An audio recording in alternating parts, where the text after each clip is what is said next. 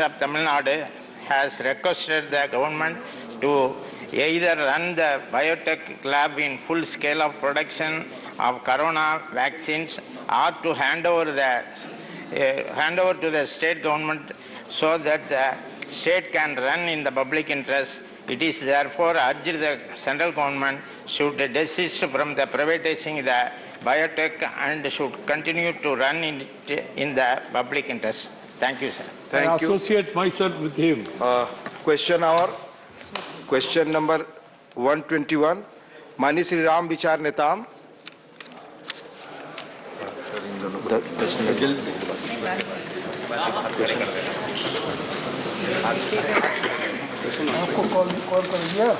जी हाँ जवाब सर जवाब सभापति को फर्स्ट सप्लीमेंट्री माननीय नेता। धन्यवाद महोदय।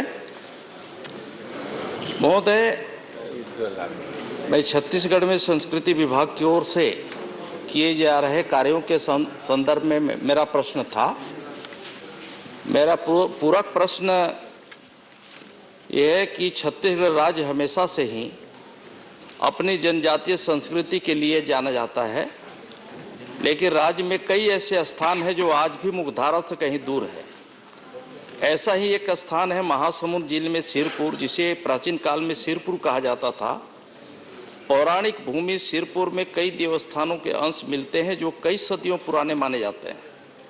इन्हीं देवस्थानों में से एक है सिरपुर का लक्ष्मण मंदिर।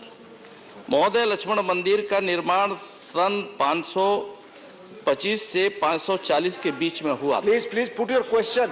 महोदय, राज्य में पूर्व में ही सरकार द्वारा इसे वर्ल्ड हेरिटेज साइट घोषित करने हेतु केंद्र सरकार से निवेदन किया गया था, किंतु अभी तक ये वर्ल्ड हेरिटेज नहीं हो पाया है।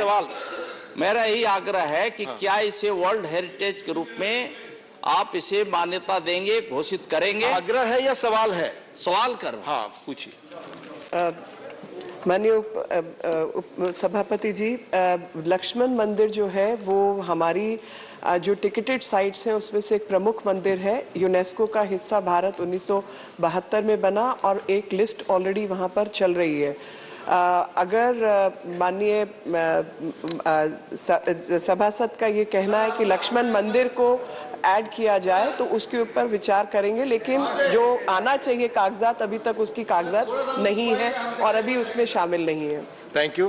दूसरा सप्लीमेंट्री स्पेसिफिक और संक्षिप्त सवाल सप्लीमेंट इसी तरह से कोई और बात रिकॉर्ड इसी तरह से सीता बेंगरा जोगी महाराज जो सरगुजा जिले में स्थित है, सवाल जवाब जिसे रामगढ़ के नाम से जाना जाता है।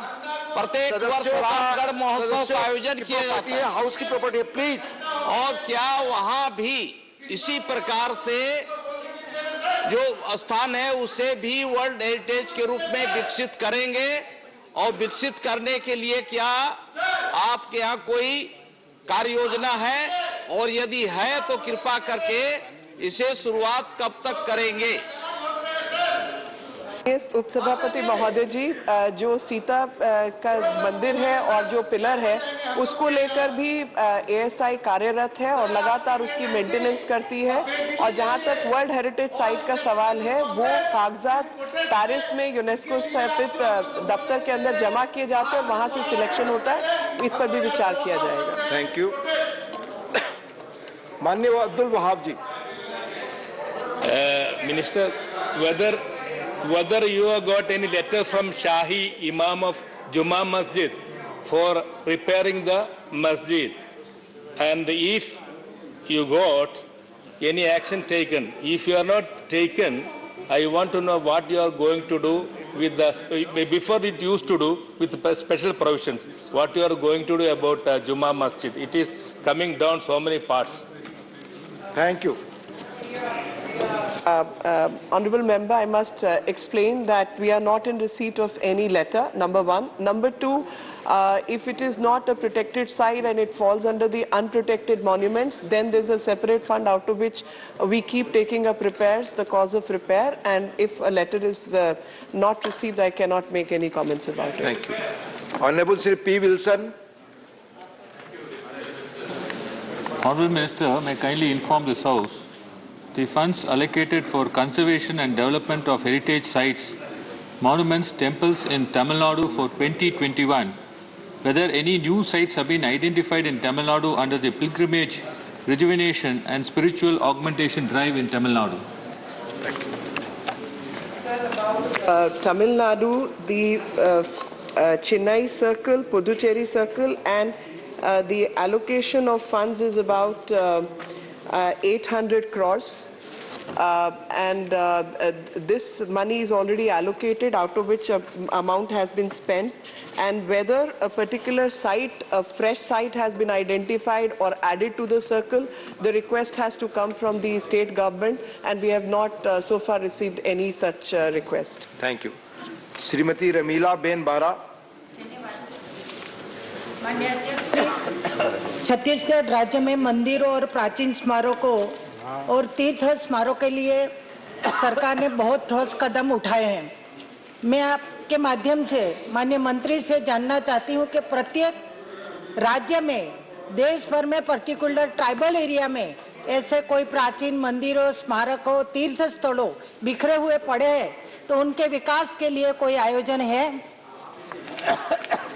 जी मान्यवर, मैं ये बताना चाहती हूँ कि देश में विभिन्न स्थानों पर जो भी इस प्रकार के मंदिर या अन्य हमारे मॉन्यूमेंट्स हैं, उनके लिए लगातार एएसआई के पास 93 मॉन्यूमेंट्स की देखभाल एएसआई करती है। और प्रसाद स्कीम एक नई स्कीम टूरिज्म मिनिस्ट्री द्वारा चलाई गई है। इसमें 61 ऐसे जो मंदिर और ऐसे स्थल हैं जो कि लोगों की धार्मिक भावनाओं से जुड़े हैं, उनके पुनर्निर्माण से लेकर उनकी देखरेख का जो आयोजन है वो किया गया है, जो 29 राज्यों और यूनियन टेरिटरीज में स्थापित किए जा रहे हैं। धन्यवाद। क्वेश्चन नंबर 122 श्री राम कुमार वर्मा जी। माननीय मंत्री जी, पहला सप्लीमेंट्री राम कुमार। धन्यवाद उपसभापति जी। मैंने national child labour project scheme के तहत माननीय मंत्री जी से जो सूचनाएं प्राप्त की, इसमें मिली है, सप्लीमेंट्री क्वेश्चन पूछने से पहले इसमें एक कि 2 साल पहले हमने रेस्क्यू कितने बच्चों को किया गया, उसका 1,44,000 समथिंग का फिगर दिया था कि रिहेबिलिटेट। मैं उसी पर आ रहा हूँ सर प्लीज।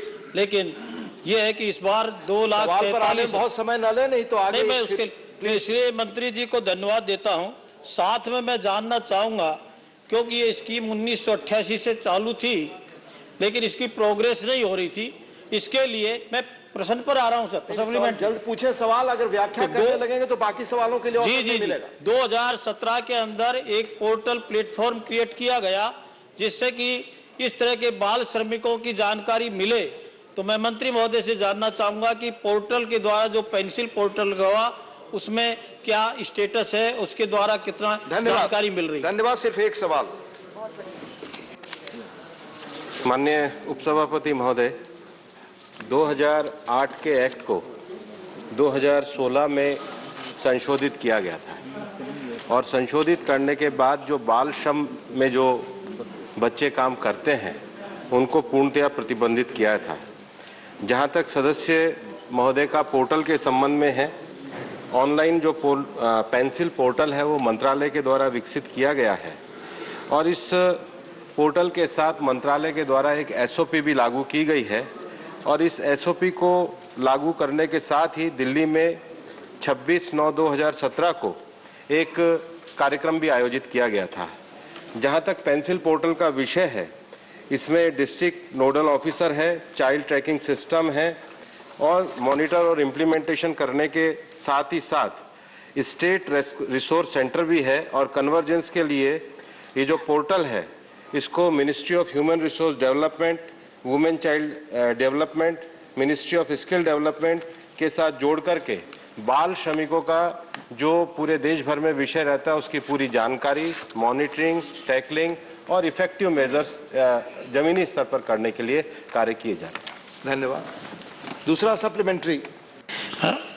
आदरणीय उपसभापति जी, माननीय मंत्री जी से दूसरे सप्लीमेंट्री के रूप में मैं जानना चाहूँगा, चूँकि ये स्कीम के तहत 100% फंडिंग है जो सेंट्रल गवर्नमेंट के द्वारा की जाती है, मैं क्योंकि राजस्थान से आता हूं, तो मैं ये जानना चाहूँगा कि राजस्थान में पिछले वर्ष यानी 2 या 3 वर्ष में फंडिंग कितनी हुई है, और 3 जिलों के अंदर जिस तरह का माननीय मंत्री जी ने बताया कि वहाँ पर केंद्र है, तो उनका भी नाम बताएं। धन्यवाद। जहाँ तक ग्रांट इन एड की बात है, जो 2016 से बजटरी एलोकेशन हुआ है वो मेरे पास उपलब्ध है। 2016-17 में 105 करोड़ का था, 2017-18 में 95 करोड़ का था, 18-19 में 89 करोड़ का था, और ये जो सारा बजटरी एलोकेशन है मैं रख दूंगा। महोदय, हमारे सदस्य साथी ने उनके प्रांत का पूछा है, वो मैं अलग से उनको उपलब्ध करा दूंगा। धन्यवाद। Honourable Shri Vaiko ji, please. Honourable please 1 minute. माननीय एलओपी कुछ call my name. Yes, I will just come please. LOP है जस्ट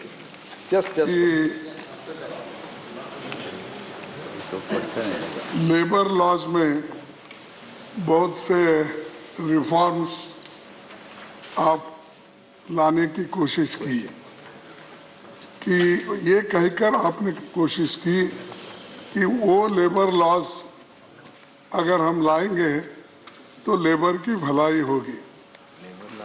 सर, आप तो जानते हैं यादव जी, मैं ज्यादा लेबर लॉ पे अगला क्वेश्चन है, उस पे हम लोग 123 नंबर है, 122 पर अभी हम बात कर रहे हैं, इसलिए अगले पर आप ये सवाल उठाएं। 123 we are discussing now at 122 child labour. Sorry mister Vaiko, sorry please, your question. whole country was shocked by the fall of a bolt from the blue on the country of our great people.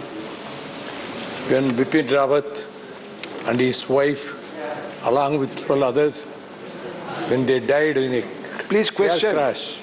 Please question. You are supposed to ask you have given your name to ask question or question number 122. But this is very important. No sir, it's question hour. This is very, Please, very, otherwise very, I'll move to other this name. is very, very important. Dr. Narendra Jadhav, you This have is question very, on very this or important, not? sir. I will shorten We have within 2 already, minutes. we all collectively expressed I will our... shorten within 2 minutes. Please, no. I will Dr. shorten Narendra within Jadhav. 2 minutes. Dr. Narendra Jadhav. Thank you, Deputy Chairman, sir. Sir, the Honourable Minister has provided the data on National Child Labour Project for only 13 states in the written answer. Does it mean that such an important project like the National Child Labour Project is not functional in other states? For example, Punjab, Chhattisgarh, Himachal Pradesh and so on, several states, the data are not indicated. Does it mean that such an important project is not functional in those states? Thank you. Sir, मंत्रालय की जो scheme है वो विभिन्न प्रांतों में है। Particular project का जो मांगा है वो जानकारी उपलब्ध कराइए, लेकिन मैं सदस्य महोदय जो चाइल्ड लेबर को लेकर हमारे मंत्रालय का कार्य होता है और एनसीएलपी चाइल्ड लेबर प्रोजेक्ट के माध्यम से जो स्कीम्स 20 राज्यों में लागू है, उसके अतिरिक्त विभिन्न राज्यों के अंतर्गत जो ट्रेनिंग सेंटर है वो मेरे पास सप्लीमेंट्री में उपलब्ध है। मैं सदन पटल पे आपको उपस्थित करा दूंगा। धन्यवाद। डॉक्टर विनय सहस्त्रबुद्धे जी। धन्यवाद जी। अध्यक्ष महोदय, कोई भी यहाँ पर सदन में बाल मजदूरी की प्रथा का समर्थन नहीं करेगा, मगर बाल मजदूरी के बारे में अंतर्राष्ट्रीय आकलन और भारत में परिवार व्यवस्था के अंदर कभी कभार बच्चे अपने माता पिता को उनके कामों में सहयोग करना, इसमें अंतर होता है।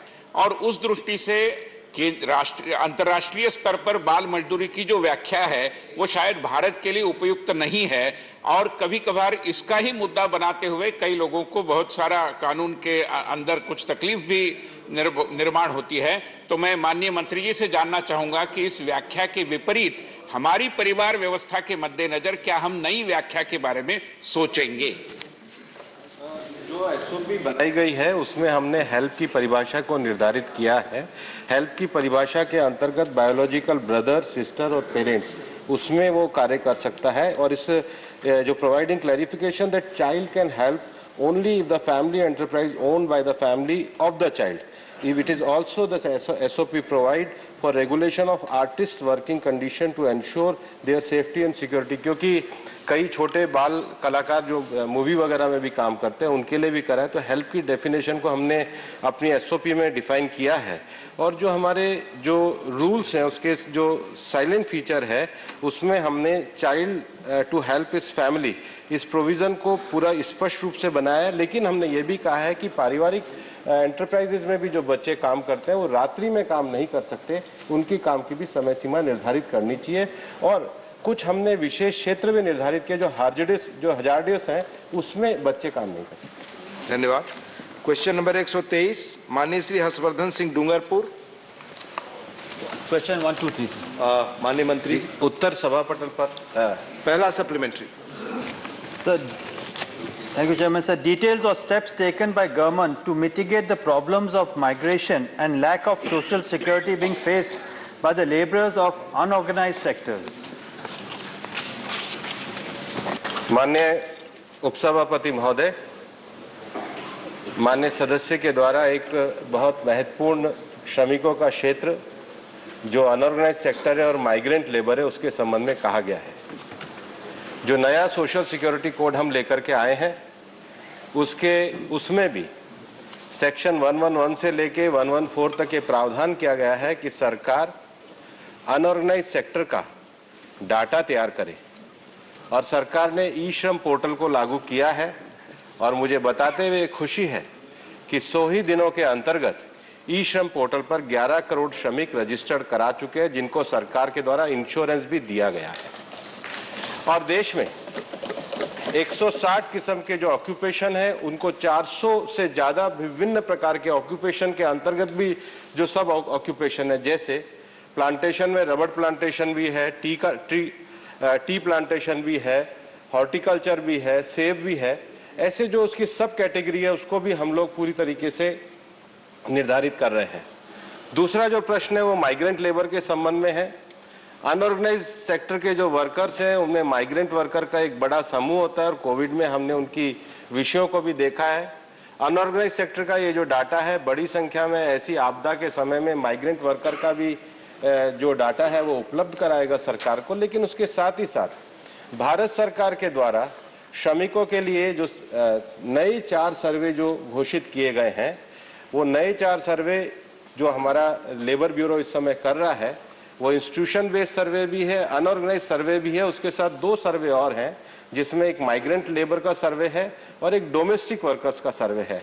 दोनों सर्वे पे काम शुरू हो गया है और दोनों सर्वे की रिपोर्ट पे कार्रवाई की जा रही है। भारत सरकार इन समस्याओं के अध्ययन के लिए इसको रिपोर्ट तैयार करवा रही है। धन्यवाद। Second supplementary.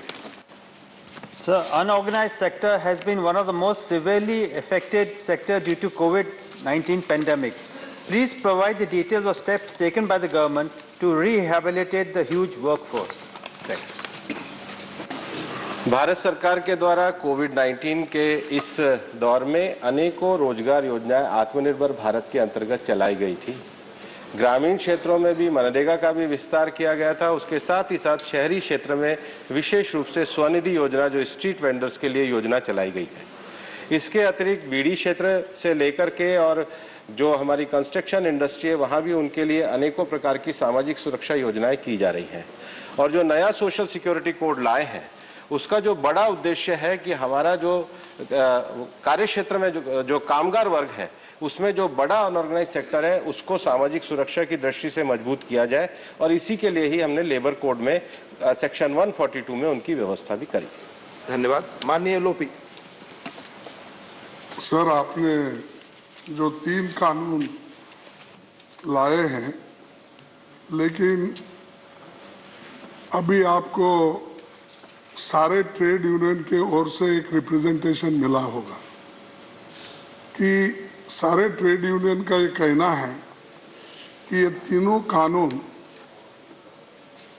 लेबर के फेवर में नहीं है और उनकी सुरक्षा के दृष्टि से, एम्प्लॉयमेंट के दृष्टि से और एश्योर्ड वेजेस की दृष्टि से, जैसा कि पहले आपने फार्मर्स के लिए भी 3 काले कानून लाए थे, आपने बाद में ये समझ के विड्रॉ कर लिया कि ये किसानों के लिए नहीं, आप सुनिए, क्यों आप ऐसा सुने बगैर क्यों से आपने वो वापस लिया? क्योंकि उनके दबाव में आके वो ऑर्गेनाइज्ड किसान संगठित थे, वो ला ले। लेकिन यहाँ पर अनऑर्गेनाइज्ड वर्कर्स, ऑर्गेनाइज्ड वर्कर्स और दूसरे कहीं फैक्ट्री वर्कर्स जो छोटे मोटे MSME में, माइक्रो इंडस्ट्रीज में काम करते हैं, उनके लिए कोई सुरक्षा नहीं। क्या आप वो तीनों कानून को फिर से रिकंसिडर करके वापस लेंगे? मैं आपको पूछना चाहता हूं। धन्यवाद। नहीं, इसमें और एक सवाल ही माननीय लोकी, प्लीज। इतने सवाल खड़े कर देश के सामने वो। माननीय उपसभापति महोदय, मैं हमारे माननीय प्रतिपक्ष के नेता के प्रश्न में सुधार करना चाहता हूं। 3 नहीं है, 4 कानून हम लोग लेकर के आए हैं, और जो हमारे चारों लेबर कोड हैं, code on wages, the code on social security, the occupational safety, health and working conditions of code और इंडस्ट्रियल रिलेशन कोड, इन कोड के ऊपर राज्य सरकारों के द्वारा नियम बनाने की प्रक्रिया चल रही है और नोटिफिकेशन का कार्य चल रहा है। 23 राज्यों के द्वारा नोटिफिकेशन हो चुका है। अधिकांश राज्यों ने इनको अपने लीगल डिपार्टमेंट में वेटिंग के लिए और पब्लिकेशन के लिए भेजा हुआ है, इंक्लूडिंग जहां पर कांग्रेस की सरकारें हैं, वहां भी एक कोड राज्य सरकारों के द्वारा नोटिफाइड हो चुका है। धन्यवाद। माननीय मनोज जी, प्लीज। माननीय मनोज जी, प्लीज। माननीय मनोज जी, ये कोड की अभी वर्तमान जो स्थिति है, 23 से ज्यादा राज्यों में नोटिफिकेशन हो चुका है। Please. I have not permitted you, sir. Please take your seat. शुक्रिया उपसभापति महोदय। माननीय मंत्री जी, जब से मंत्री बने हैं ये पहला सवाल है और वो भी सप्ली में आपने मौका दिया, शुक्रिया आपका बहुत बहुत। माननीय मंत्री महोदय, Q2 GDP के जो आंकड़े आए हैं, खास तौर पर असंगठित क्षेत्र के लिए बड़ी चिंता की लकीरें। मैं ये नहीं कहता हूँ कोविड में कोई भी होता तो ये दिक्कत होती, लेकिन सोशल प्रोटेक्शन के लिए, सोशल सिक्योरिटी के लिए कोविड के मद्देनजर खास तौर पर, क्योंकि मनरेगा को आप इंस्टेंस में साइट नहीं कर सकते, क्या कुछ सरकार की ओर से सोचा जा रहा है? महोदय, हालांकि ये प्रश्न रोजगार से जुड़ा हुआ प्रश्न है, लेकिन माननीय सदस्य को कई बार मौका दिया, लेकिन जब भी मौका दिया जाता था वो नारे लगा के बाहर चले जाते थे। इसलिए आज वो शांति से सुन रहे हैं। मैं उनको कहना चाहूँगा, सरकार पूरी तरीके से अनऑर्गेनाइज सेक्टर में जो वर्कर काम कर रहे हैं और जो वर्कर जिनको कोविड के दौरान जो प्रभावित हुए हैं, उनके लिए कार्य कर रही है। सरकार के द्वारा ये कार्य किया गया था कि जो हमारे प्रोविडेंट फंड में जिस समय औद्योगिक संस्थान बंद थे, सरकार के द्वारा श्रमिक और जो उनके नियोजक थे, उन दोनों की तरफ से सरकार के द्वारा PF में सुविधा दी गई। जिन लोगों का रोजगार छूटा है, एक सरकार के द्वारा बीमा योजना भी दी गई और उस बीमा योजना के अंतर्गत उनके 90 दिन के रोजगार का वेतन उनको दिया गया। श्रम मंत्रालय के द्वारा एक और बड़ी योजना माननीय प्रधानमंत्री जी के मार्गदर्शन में की गई कि कोविड के दौरान जो भी हमारे ESIC के कामगार की किसी की मृत्यु हुई है, तो उनका जो भी आश्रित है, उनको जीवन पर्यंत उनकी जो लास्ट ड्राइंग सैलरी है वो देने का प्रावधान भी श्रम मंत्रालय के द्वारा किया गया। धन्यवाद। Honourable John Brittas ji. See, because it's my maiden question and it is maiden answer. Please put your question to the minister. Yeah, maiden question. Please. Thank you, sir. Part A of my supplementary. Is the Honorable Minister aware of the report of the Center for Monitoring Indian Economy, which says that 122 million people have been rendered unemployed on account of COVID? And part B, is the Honorable Minister aware of the fact that a study by Dr. Asim Premji University states that 23 crore Indian people went below the poverty line on account of COVID? And the part C of my supplementary, One supplementary, please. One supplementary. Part C. As per rules, you know. Part C, sir. Part C. Not part C. Put your question. One question not divided in A, B, and C. Please. Honorable Deputy Chairman. Please put your question, John Brites. Part C, maiden question. One question. Is the Honorable Minister, middle question is not allowed. Is the Honorable Minister aware of the fact that the RBI report recently released says the daily wage for a rural worker in Kerala is 677, whereas it is hardly 239 in the model state of Gujarat? If so, what are the steps taken to enhance the wage? Thank you. माननीय उपसभापति महोदय, कोविड-19 के दौरान सरकार के द्वारा जो आत्मनिर्भर भारत पैकेज दिया गया था, उसके अंतर्गत migrant worker, agriculture sector, micro small और मीडियम एंटरप्राइजेस, स्ट्रीट वेंडर समेत अलग-अलग सेक्शन को ध्यान में रख करके ये आत्मनिर्भर भारत पैकेज बनाया गया था। और उसके बाद जो PLFS के आंकड़े भी आए हैं, उसमें देश में जो कार्यबल है, उसमें हमें वृद्धि दिखती है। उसके साथ ही साथ जो संगठित क्षेत्र है, वहाँ पे जो प्रोविडेंट फंड के आंकड़े हैं, वो भी इस बात का संकेत करते हैं कि देश में रोजगार अपनी पटरी पर बहुत अच्छे तरीके से लौटने लगा है। जहाँ तक माननीय सदस्य महोदय ने डिफरेंट मिनिमम वेजेस की बात करी है, निश्चित रूप से जो नए श्रम कोड हम लेकर के आए हैं, उसमें हमने फ्लोर वेज को एक स्टैट्यूटरी डेफिनेशन देने का काम किया है और हम भी चाहते हैं कि पूरे देश में ये जो मिनिमम वेज है, ये सब जगहों में एक सिमिलरिटी आए, इसका प्रावधान भी हमने लेबर कोड के माध्यम से नए सुधारों में सम्मिलित किया है। धन्यवाद। क्वेश्चन नंबर 124, माननीय Shri TG Venkatesh ji, law and justice. माननीय मंत्री जी, the table of the House. First supplementary.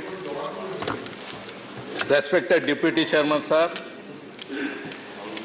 my additional question to Minister of Law and Justice through you.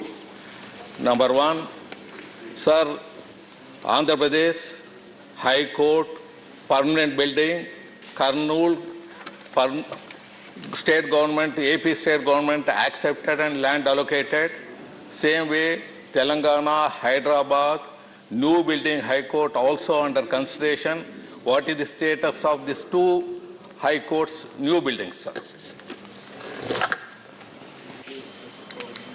Sir, with regards to the infrastructure of the Supreme Court and High Courts, there is a separate budget provision and it is being handled independently, where central government do not directly play any role. The infrastructure of the High Courts are supposed to be funded by the state government. Central government, however, supports the construction or any, if necessary, to improve the infrastructure for district court and the lower judiciary. That is why, with regards to the question raised by honourable member for Andhra Pradesh status, I can definitely collect the information and give it to him. But since it doesn't directly pertains with the question and also it doesn't directly have a accountability on the part of the central government on the infrastructure of the High Court, I may give him information in a later point of time if honourable member comes to me. 5 seconds supplementary question, sir. Today modern jails are available. Qaide log, they are enjoying all facilities, lounge and toilet, bathroom and every facility, drinking water, they are enjoying and they don't want to leave the jails also. Courts are in, number of courts are in very bad condition. Whoever want justice, they are coming to the court, they are not able to have a seat also there. Any proposal is there for immediately to use these jails, modern jails, for the courts, and 70 years plus people can be given payroll to this Corona account. Thank you. Sir, I'm not very clear about the intent of the honourable member, what exactly he wants to know, but what I draw my inference from his mentioning of the jails and the other facilities like toilets and other things. Jail is a subject which is handled by the state government. It used to be part of the Home Ministry, but later on jail has been treated as a completely state subject. When it comes to my ministry, Ministry of Law and Justice, we can give in details about what kind of support we have been providing to strengthen the infrastructure of the district and other subordinate courts and its complexes. I can give information, but it will be quite elaborate. But if any other member gives supplementary question, I will answer to that. माननीय सस्मित पात्रा जी. It's regarding the question to the honorable. Can question. I? 124. 124, yes, sir. Yes. My question to the Honorable Law Minister is that in the case of the virtual hearings presently happening, and later on when the courts open up, there's a requirement for having more courts and more benches. So what are the steps that the ministry is taking in terms of taking care of these needs? Thank you. Sir, over the period of time, there has been demand for extension of new benches in different locations, as well as for creation of circuit benches. And of course, when it comes to this kind of demands, there is a consultation process. So it will not be possible for me to answer here directly where I am going to consider for creation of new benches or new courts. There is a consultation process. We actively consult with the respective High Court Chief Justice as well as the Supreme Court Chief Justice. So in that regard, I can assure that in the pandemic period, the requirement, the nature of the court hearing has changed considerably. Taking that into account, we are supplementing all the needs for different courts to handle the emerging situation. Honorable N.R. Elango. The Honorable Law Minister will tell inform the House what are the steps being taken to reduce the number of under trial prisoners, because the courts are very much concerned about the number of under trial prisoners, and without considering the bail, they are kept in the prison for a long time. It has to be reduced, and what are the steps taken by the government? This is a very good suggestion also, because I always believe that we have to ensure that nobody is treated unfairly, and justice must be made available to every individual Indian citizen. With that regard, I have also made reference to the relevant people, whether the courts or the state government, that we must ensure legal aid to the needy people. We also ensure speedy trial of those who are languishing in the jails, and under the relevant provisions, we can assist them to get a quick trial. I have also appealed that all the legal services authorities who are doing wonderful job in terms of outreach program to create legal awareness and to provide legal aids. We have, sir, large numbers of paralegal volunteers as well as the panel lawyers who are assisting in getting justice for the people, especially those who are languishing in the jail beyond a stipulated time for the want of any additional legal aid or assistance.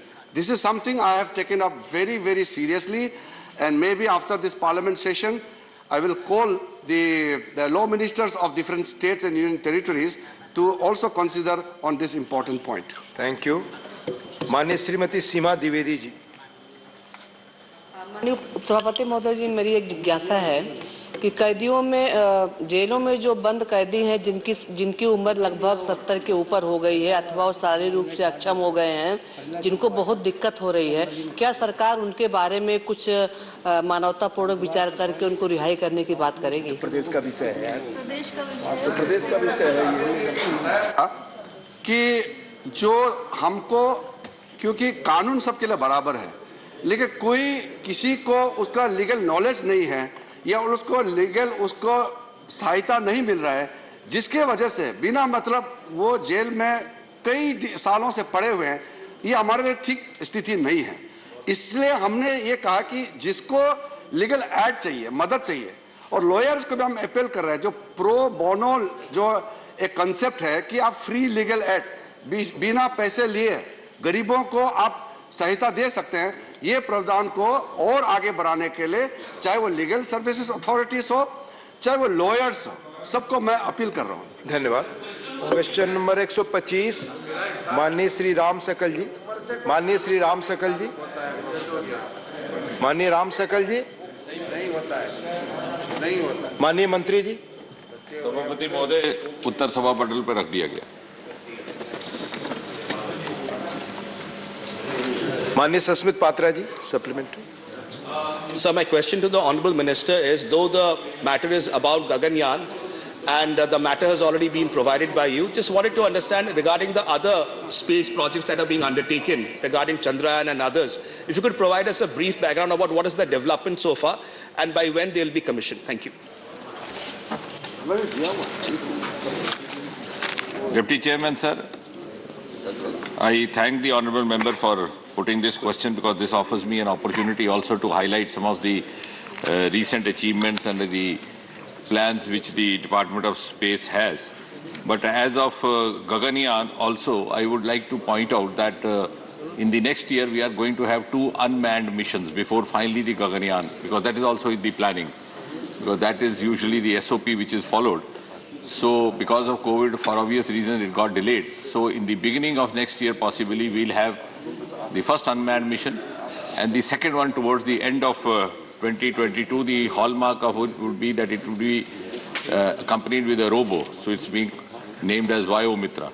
And then following that, possibly in 2023, we have the Gaganyaan, which would undoubtedly place India in the elite club of nations, being the 4th one after America, China, the Soviet Union, now Russia, and then the 4th one, this one.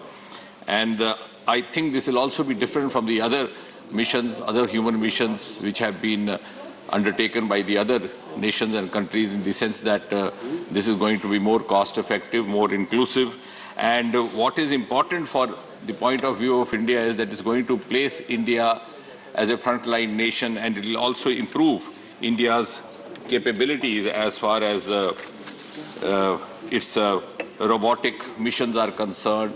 We'll also have a greater amount of a larger scale of global partnership positioning as equal partners. And I would rather, in a single sentence, because then it will become very long, of course it will also inspire youngsters, the startups, the youngsters to take to this career of space technology and science. But I think, to sum it up, what is important is that now that we are into the 75th year of India's independence, and before India becomes a frontline nation or reaches that pedestal, before it attains 100 years of independence, I think that journey of ascent has already been heralded via the space route. So space has already placed India as a frontline nation of the world.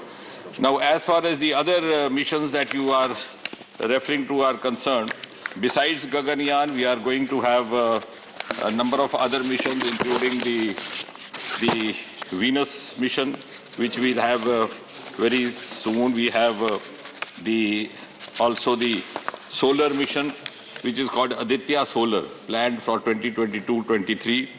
Chandrayaan, of course, you said, maybe by the next year, because that also got delayed on account of the COVID. We have a Venus mission for 2023, and by 2030, we would possibly be able to set up a space station, which would be unique of its kind. So, as I said, the journey of India's ascent to the top has already begun through this space. Thank you. Manya Ajodhya Rami Reddy. To the Honourable Minister is that Gaganyaan aims to launch a manned mission in the lower Earth orbit in the short term, and is it laying the foundation for a sustained Indian human space exploration program? Also, I wanted to know the ISRO has only one question. Yeah, just connected to that, sir. ISRO has identified, I'm told, 17 technologies at lower cost from Indian startups to use in Gaganyaan mission, which all Indian agencies are collaborating with ISRO in this Gaganyaan mission, and what is the plan of ISRO for a mission beyond Gaganyaan program? Thank you. माननीय सदस्य जो सवाल पूछ रहे हैं और माननीय मंत्री जो जवाब दे रहे हैं, दोनों लोगों से आग्रह है कि कृपया बिल्कुल ब्रीफ हो और एक सवाल पूछें, ताकि और सवालों को लिया जा सके और मेंबर्स को मौका मिले. माननीय मंत्री जी, हाँ, जवाब के लिए भी मैंने कहा. Deputy Chairman, sir, part of it I answered in the earlier response also, but to add to that, of course, there are going to be several research modules also accompanying the Gaganyaan, and it will involve startups and almost more than 500 industries being involved. So that also gets linked up with the recent decision taken by the Honorable Prime Minister to what was popularly described in the media as unlocking of the space, which happened for the first time after 70 years of independence. So as a result of which, we now are going to have a number of partners with the nano satellites trying to put in their missions also in collaboration with the ISRO. In addition, we have planned research on the traditional health, specifically speaking about the Gaganyaan part of it. It will also undertake certain health-related research ventures, which would include the indigenous methods of research and spin-off technologies, innovation technologies. So a host of technologies also being innovated and also being researched through this space. So it's going to be a very wide spectrum. I think most distinctly it is going to involve industry in a big way. So which will pave the way for newer economy also getting generated through the medium of space technology. Thank you.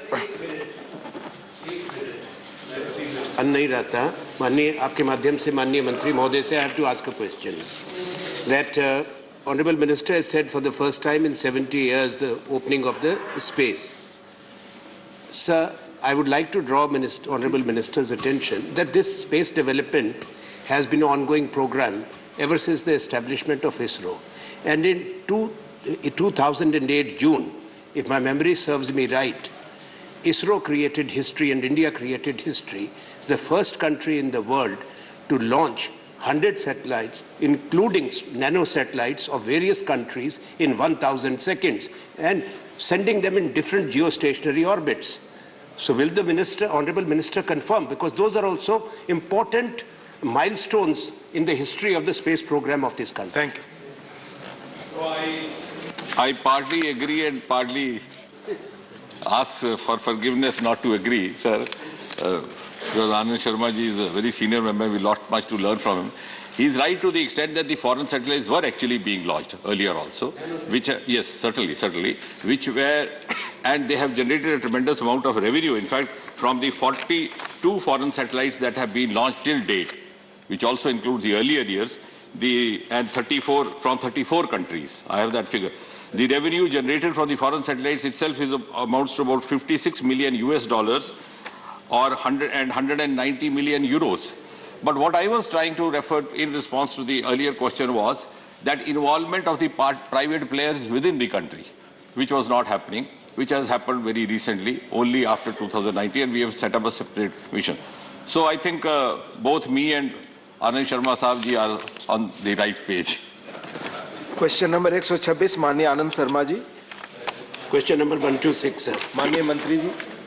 उत्तर सदन के पटल पे रख दिया. पहला supplementary माननीय Anand ji.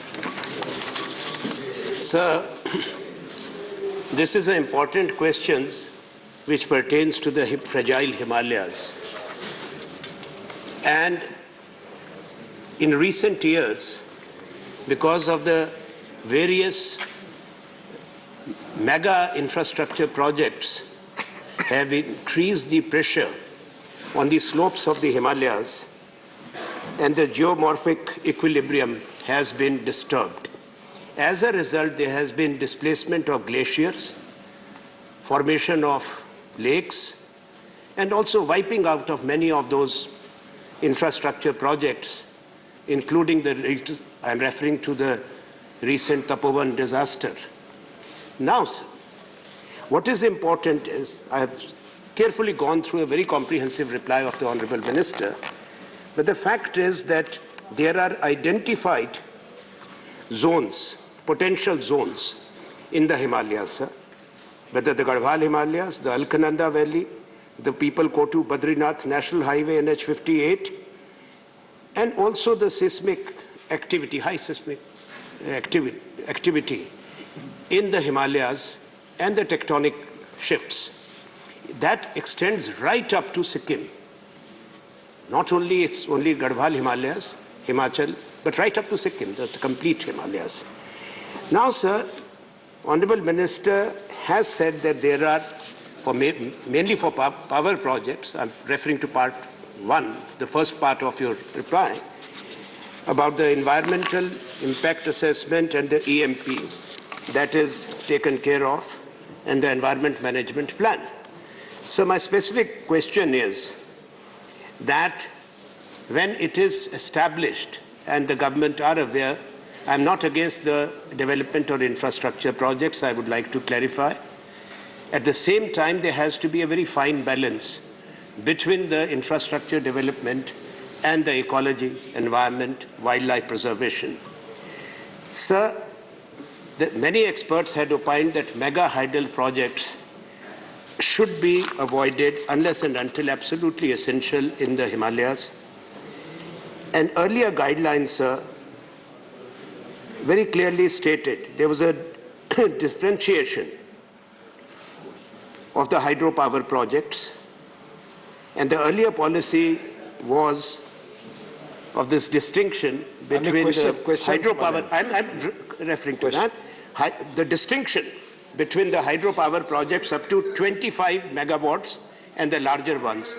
That has been removed. That has been removed in 2019. As a result, there is uncontrolled approvals being given for mega hydel projects. Whether there has been a review in the light of the recent disaster that when the government revisit the 2019 decision, removing the distinction.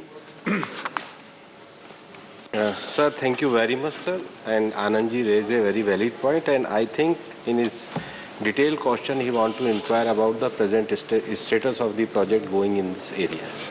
Sir, in this matter, sir, the Supreme Court, by order dated 24/11/2015, under the Civil Appeal number 6376, there is a matter pending in the Supreme Court, Alaknanda Power Company Limited versus Anuj Joshi and other, and the court directed to arrive at a common policy framework regarding consideration of hydroelectric projects in upper stretches of the Ganga river basin.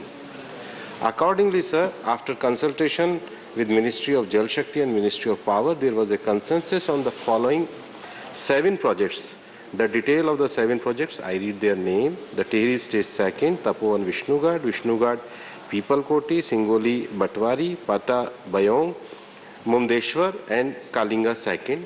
So, sir, then affidavit has already been filed on 24/8/2021 before the Supreme Court.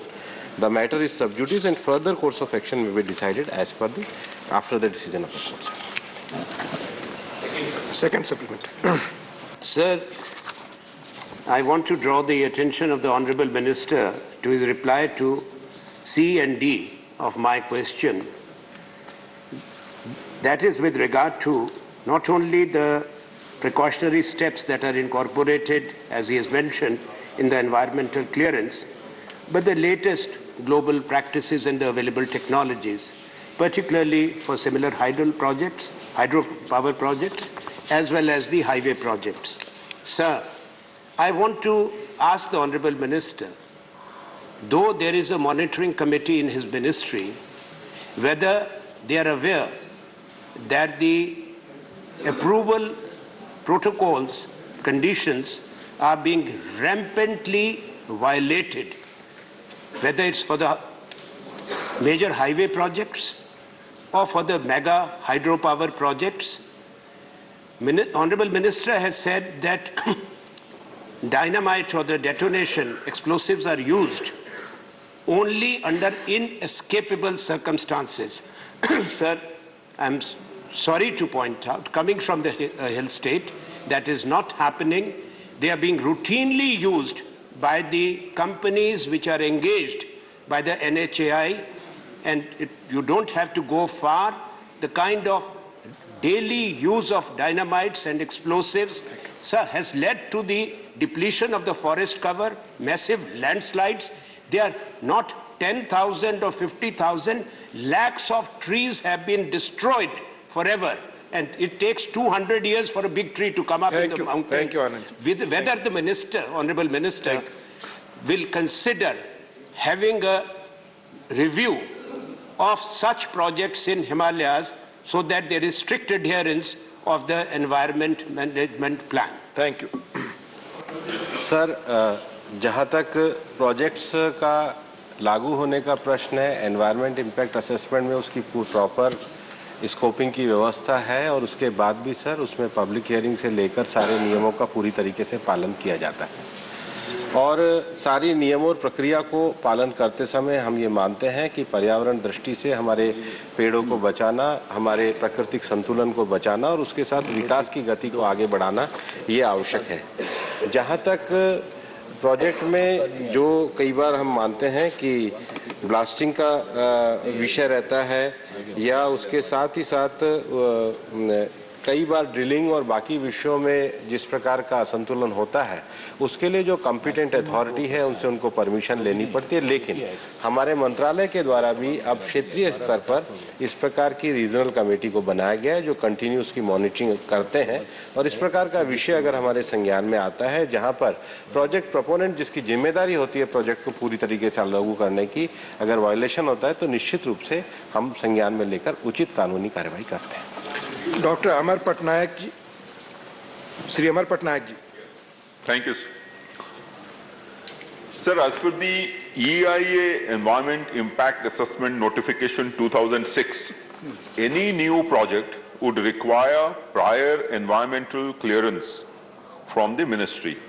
And this follows a full regime of, scientific as well as public hearing, and then the whole process is set in motion, and only after that the environment clearance is given. But that is prior to starting of the project. What we see in several of the upper Himalaya as well as lower Himalaya projects in Tista, many places one has seen that after a disaster, the environmental degradation is to such an extent that the prior ecological system itself has changed. And therefore, in several countries, particularly in New Zealand, they do, even after such a massive scale of a disaster, another environment impact assessment. So my question to the Honorable Minister is, shouldn't the Government of India also consider setting some guidelines in this regard for a post-disaster environment impact assessment if the disaster is of such a magnitude that the ecological balance of a priori has completely changed? Thank you. ये प्रश्न के साथ साथ एक सुझाव भी है sir, लेकिन जहाँ तक एनवायरनमेंट क्लियरेंस दी जाती है वो प्रॉपर एक एनवायरनमेंट इम्पैक्ट असेसमेंट की प्रक्रिया के द्वारा दी जाती है। उसमें अगर किसी प्रकार का कोई जिसको कहते हैं नियमों की पालना नहीं होती तो कॉम्पिटेंट अथॉरिटी के द्वारा की जाती है। मिनिस्ट्री द्वारा समय समय पर एडवाइजरी और एसओपी भी रहती है, लेकिन कोई भी जो प्रोजेक्ट चलने के बाद उसके एनवायरमेंटल जो नॉर्म्स है उसको देखने के लिए अलग अलग अथॉरिटीज़ हैं। कोई स्पेसिफिक विषय अगर आपका हो, अगर आप बताएंगे तो निश्चित उसकी तरफ हम ध्यान देंगे। डॉक्टर अशोक वाजपेयी जी। धन्यवाद उपसभापति जी, आपकी दृष्टि गई मेरे ऊपर।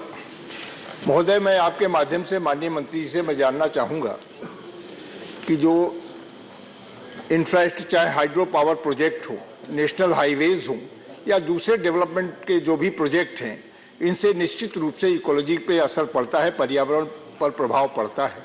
लेकिन इसके साथ ही पर्वतीय क्षेत्र के अलावा मैदानी क्षेत्र में भी वन आच्छादन मानक से कम होने के कारण भी हमारा पर्यावरण प्रभावित होता है। मैं स्पेसिफिक प्रश्न पूछना चाहता हूं कि उत्तर प्रदेश में जो मानक है वन आच्छादन के, उससे कितने प्रतिशत है, उत्तर प्रदेश में कितने प्रतिशत कम आच्छादन हुआ है और कब तक इसको मानक के अनुरूप पूरा कर लिया जाएगा? इस दिशा में कोई सरकार की कोई योजना है, कार्य योजना है, ये मैं जानना चाहता हूँ। सर, पूरे देश में जो वन आच्छादित है लगभग 24 से 25% के बीच में है, लेकिन हम ये मानते हैं कि देश में ट्री कवर बढ़ना चाहिए। इन्होंने स्पेसिफिक उत्तर प्रदेश के बारे में पूछा है, क्योंकि प्रश्न प्रोजेक्ट के संबंध में, लेकिन उन्होंने फॉरेस्ट कवर के बारे में पूछा है। मैं माननीय सदस्य को उत्तर प्रदेश का कवरेज उपलब्ध करा। धन्यवाद मंत्री जी। माननीय V Vijayasai Reddy. Sir, 39% of the global carbon emissions are generated by built environment, building environment, and 28% is attributed to the energy from the building operations. So I would like to know from the Minister what the government is doing to reduce the carbon emissions associated with the property and building industry from the initial planning and investment, at the time of planning and investment itself, stages, to building operations, refurbishment and final demolitions. Thank you. मंत्रालय के अंतर्गत इसके draft कुछ नई guideline के ऊपर कार्य चल रहा है, लेकिन जहां तक शहरी क्षेत्रों में अत्यधिक निर्माण के कारण जो हमारे यहाँ पे प्राकृतिक असंतुलन है, मंत्रालय के द्वारा एक नगर वन योजना को भी बनाया गया है, जिसके अंतर्गत हम चाहते हैं कि शहरी क्षेत्रों में भी जो पेड़ हैं उसको बढ़ावा मिले और उसकी नीति को मंत्रालय के द्वारा घोषित भी किया। धन्यवाद। Question number 127 lieutenant general. Question number 127 माननीय मंत्री जी। सर, उत्तर सदन के सभा पटल पे रखा गया। First supplementary.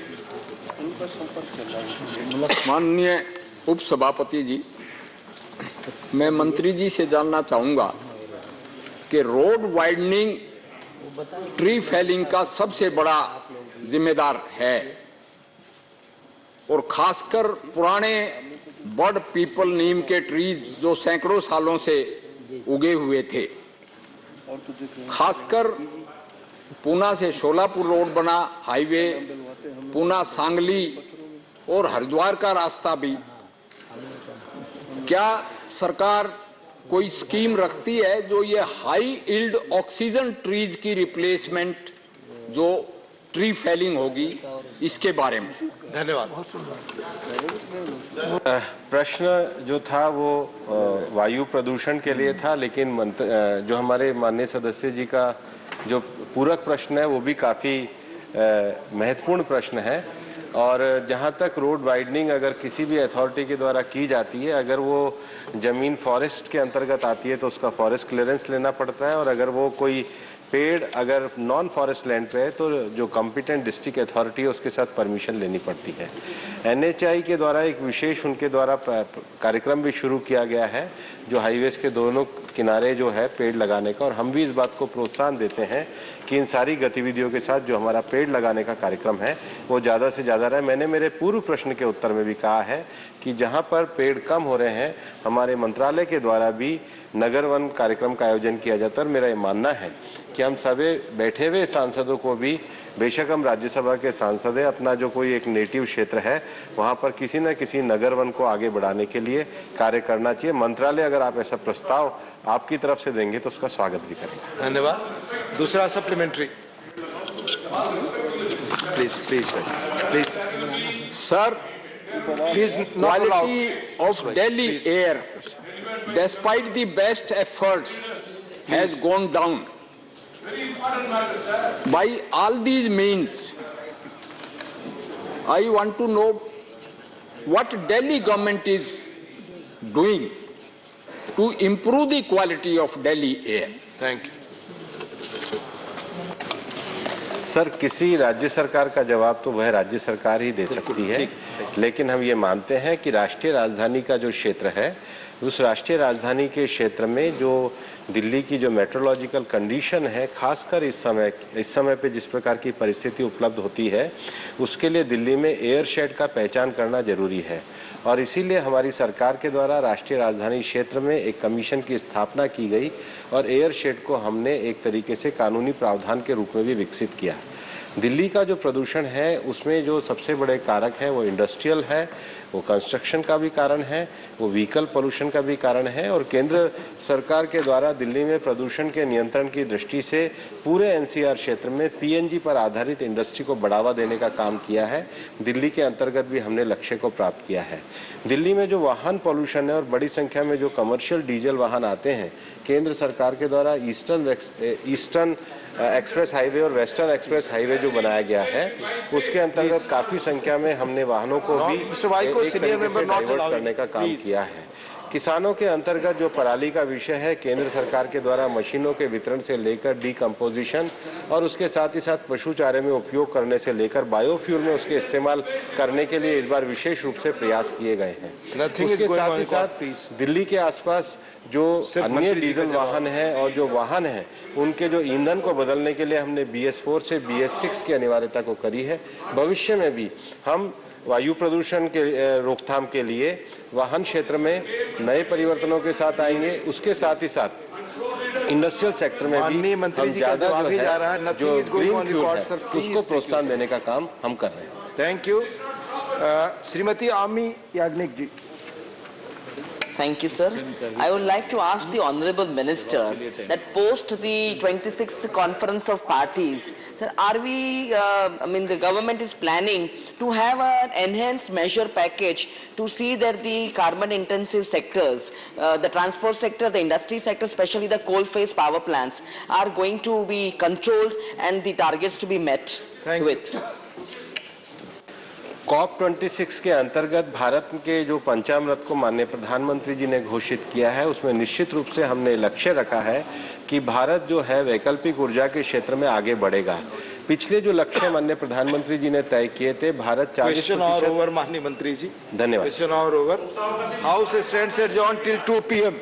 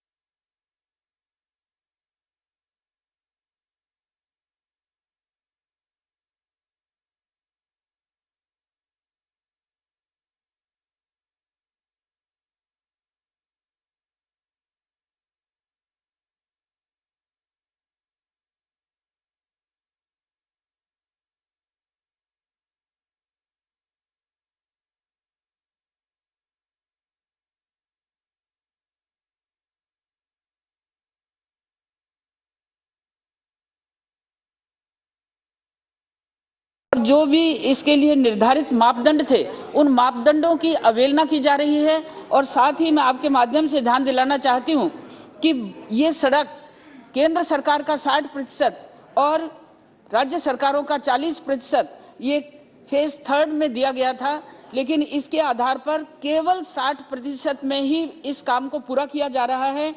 और गुणवत्ता की दृष्टि से इन सड़कों को इतनी दयनीय स्थिति में पूरी की जा रही हैं। मैं आपके माध्यम से ये कहना चाहूँगी कि अति महत्वपूर्ण इस बिंदु को, अति महत्वपूर्ण इस अभियान को बहुत ही ईमानदारी से पूरा करने के लिए आपके माध्यम से मैं सड़क परिवहन मंत्री और प्रभारी मंत्री के माध्यम से कहना चाहूँगी कि राजस्थान में किए जा रहे कामों की जाँच हो और जाँच के बाद अपराधियों को दंड भी मिले और इस काम को पूरा करें। धन्यवाद अध्यक्ष महोदय जी, आपने बच्चों से जुड़े महत्वपूर्ण विषय को उठाने का मुझे अवसर दिया। भिंड जिले का, मेरे लोकसभा क्षेत्र में 2 जिले आते हैं, जिसमें भिंड जिले के केंद्रीय विद्यालय स्कूल को 2004 में हार्ट स्टेशन में जोड़ा गया था और पता नहीं किन्हीं कारणों से 2008 में सर उसे हार्ट स्टेशन से हटा दिया, जिसके कारण अभी जो भिंड जिले में 1000 बच्चों से ज़्यादा उसमें एडमिशन है केंद्रीय विद्यालय में। तो उससे ये हुआ है कि वहाँ जो शिक्षक थे, संविदा शिक्षक थे, उनका वेतनमान में कमी हुई और उनकी बहुत सारी सुविधाओं में कटौती की गई, जिसके कारण वहाँ हजारों बच्चों का भविष्य अंधकारमय में और वहाँ शिक्षा की जो गुणवत्ता है उसमें भी कमी आई। आपको मैं बताना चाहूँगी, भिंड जिला सुरक्षित क्षेत्र है, जिसके कारण जब से देश आज़ाद हुआ था तब से ये जिला है, लेकिन पिछड़े जिले में गिनती है। तो मैं माननीय अध्यक्ष महोदय आपके माध्यम से माननीय शिक्षा मंत्री से निवेदन करूंगी कि तत्काल केंद्रीय विद्यालय को हार्ड स्टेशन में जोड़ा जाए। बहुत बहुत धन्यवाद।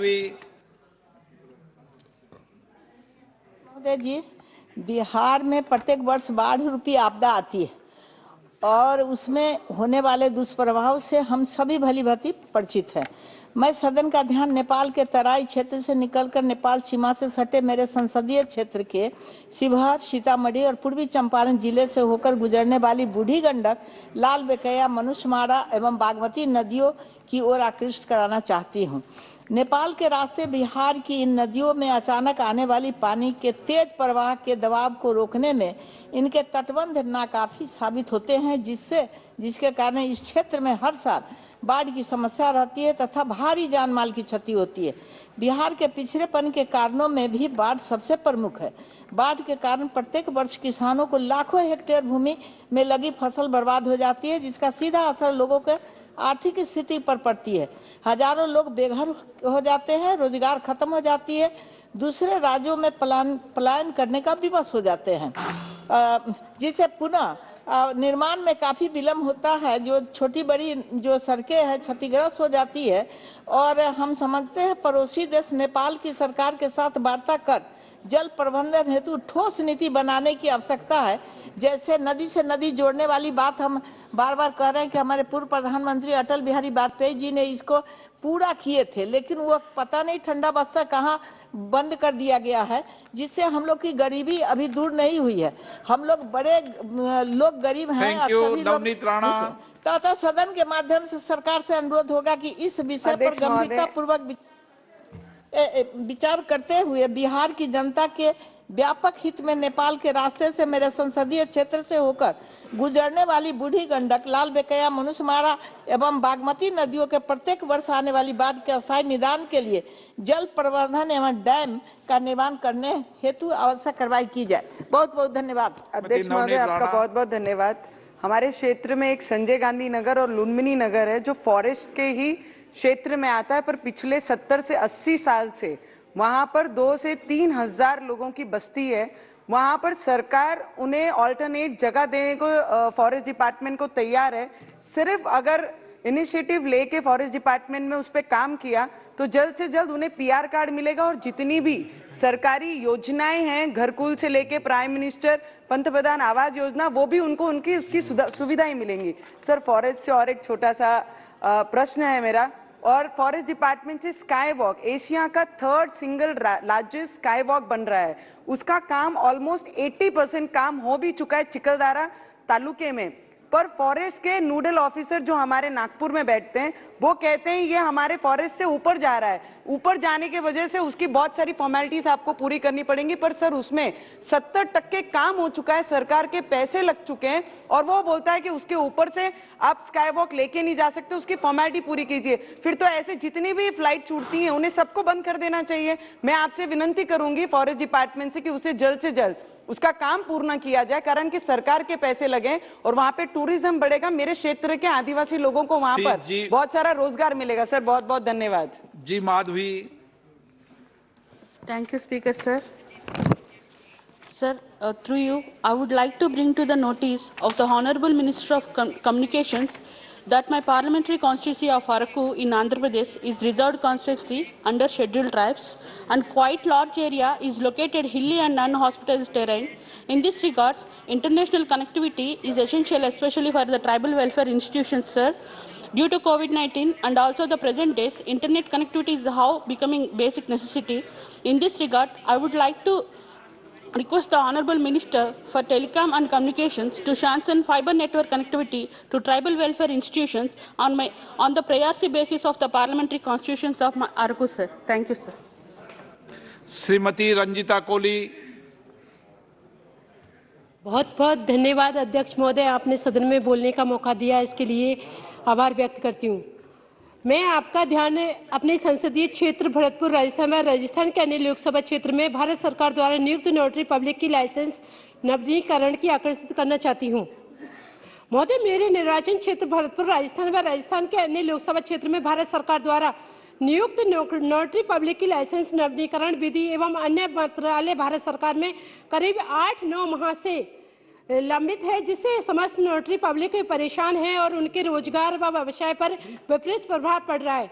जबकि नोटरी पब्लिक द्वारा नियत समय में समस्त प्रक्रिया अपनाते हुए मंत्रालय के नोटरी सेल को भेज रखे हैं।